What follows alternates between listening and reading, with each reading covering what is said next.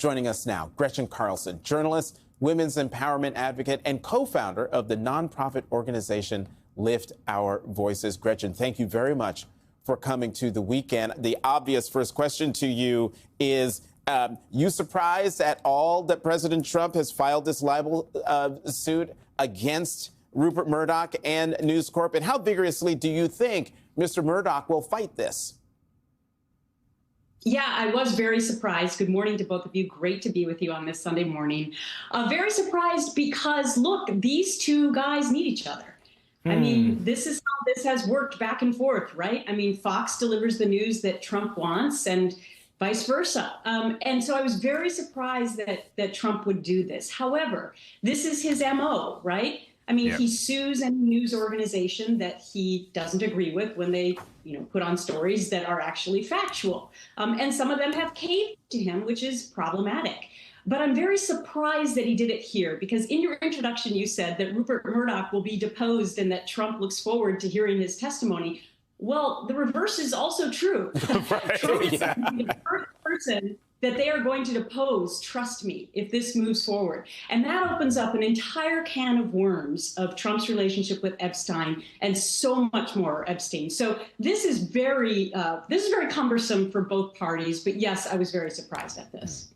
Yeah, Trump is looking forward to hearing Murdoch testify. We're looking forward to the president testifying also, if they're going to do that.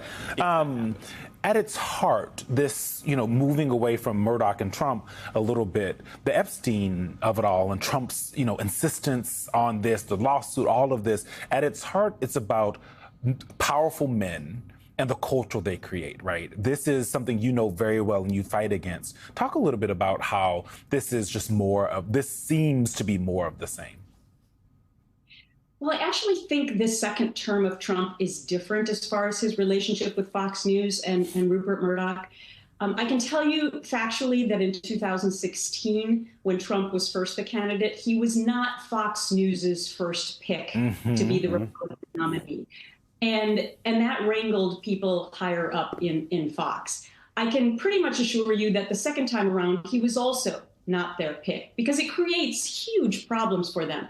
But here's what happens. If Fox does not become the mouthpiece of Trump, the viewers are alienated and they move on to other conservative outlets. So that is a conundrum right now for Rupert Murdoch. But on the flip side, for Donald Trump, Fox News is not going to cover this story now if it's wrapped up in a legal case. So he loses his huge mouthpiece, right? And so it actually is a conundrum for both parties.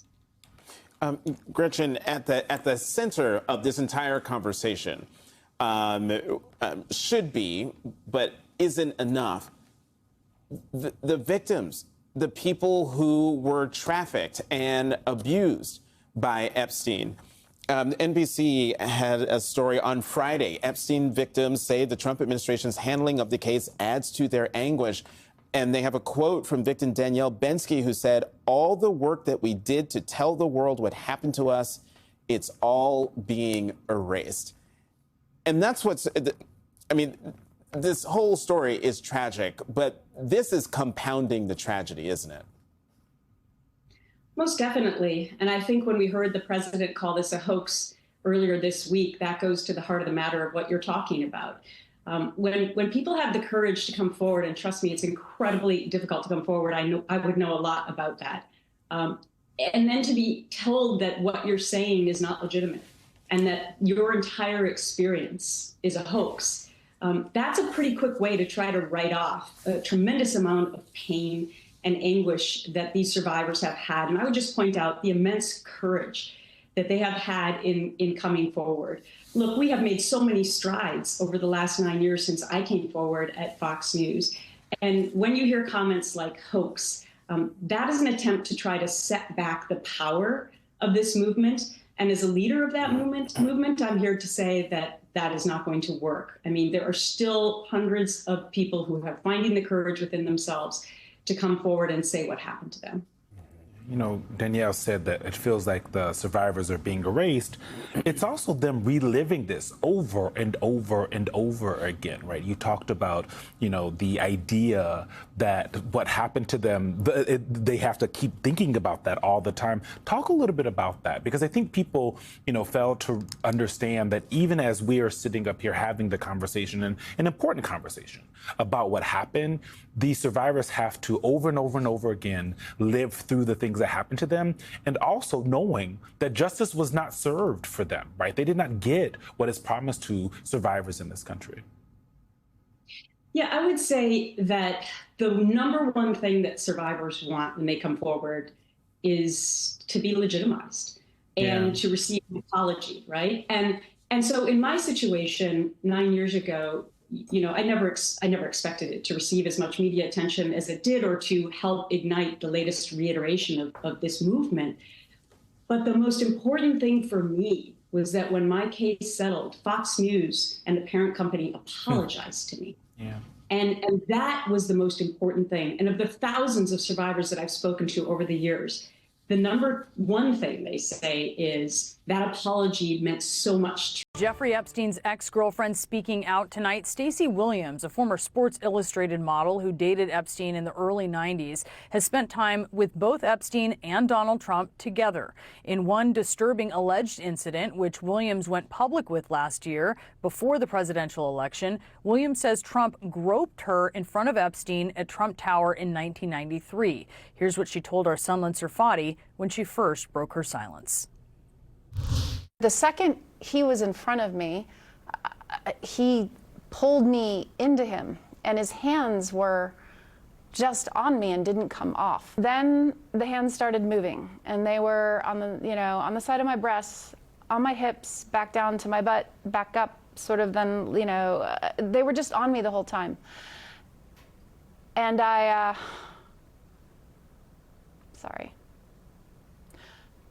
froze. Williams also claimed that Epstein and Trump looked at each other and smiled during the alleged incident, which Williams says she now believes was coordinated and, quote, some kind of weird, twisted game. Trump denied Williams's allegations through his campaign at the time, which said in part, quote, it's obvious this fake story was contrived by Kamala Harris's campaign. And Stacey Williams is out front now to speak out for the first time since the uproar over Trump's handling of the Epstein case. Stacey, thank you so much for joining us tonight. As you know, Epstein is dominating the news once again, and his relationship with Trump is under scrutiny. While you were dating Epstein, can you tell us how close these two men were? They were best friends. You know, I dated Jeffrey for a period of more or less, I think about 4 or 5 months. And the only friend that he would mention every time we saw each other or had a phone conversation was Donald. And he would share a lot of anecdotes. I have plenty of anecdotes. And yeah, they were very close, and they were up to no good. And how did Epstein talk about Trump? Sort of what was the quality of those anecdotes and how he described him? Well, there was a time when he mentioned that he had to check in on him because he was unwell and very upset about something that had happened. I remember because he was late to pick me up, and he was explaining why he was late. They were just, you know, it was such a long time ago, but it was just part of, that was his bro, that was his wingman. It was clearly, I'd hear about Ghislaine and I'd hear about Jeffrey. And I met Ghislaine in his house. She would come wafting in and out, the home in New York. So he was clearly just someone that he talked about all the time. And again, you know, I met Jeffrey the second time, and we started dating based on the reintroduction that happened at the Plaza Hotel at a Christmas party in 1992 that Donald Trump threw. And they were very, very close. So let's talk about this incident, alleged incident in 1993 where you say that Trump groped you in front of Epstein. I do want to note that CNN has spoken to 3 friends of yours who confirmed that you told them about this alleged incident over past decades. Can you tell me more about what happened that day and particularly how Trump and Epstein interacted? Yeah, before I get into the details of what happened, which, you know, obviously I told you guys and I've shared with multiple outlets the specifics of the assault that happened, I want to point out that I was polygraphed before I did all this by one of the most renowned examiners in the world. Michael Wolff has hundreds of hours of interviews with Jeffrey Epstein where Jeffrey confirmed to Michael what the 2 of them did to me long before I came out and told you all of this. So those are 2 critical data points that you need to have, and now I'll walk you through what happened. I was dating Jeffrey. He was always talking about Donald. It was his bestie and everything, and he was joking about how Donald thought I was hot and Donald thinks I'm this or whatever, you know, wants to talk to you. And he was telling me this as we were taking a walk down Fifth Avenue one day. And he said, let's stop in and see him at his offices. So we went up to his office in Trump Tower, and within a couple of minutes, Donald was outside of his door, and his hands were all over me. They were on my breasts, they were on my butt, they were on, you know, my hips, up and down, while the 2 of them just kept having a normal conversation. I don't remember exactly what was in the conversation. Again, this was, you know, we're talking 90, this is 93 now.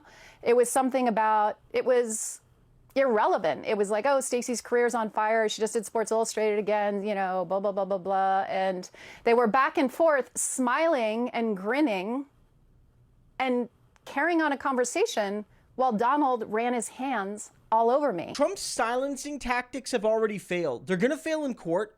People are saying this, that Rupert Murdoch, almost as a point of pride, is just going to fight this in court because he knows that Trump will probably back down because he doesn't want discovery. We've talked about this, right? That right now Trump can threaten to sue and all of that, and it can get to a certain stage, and he can act like the big gorilla in the room, right? Like the 800-pound gorilla in the room. But at some point, once the trial actually starts, if a judge doesn't just throw it out because it's baseless, right?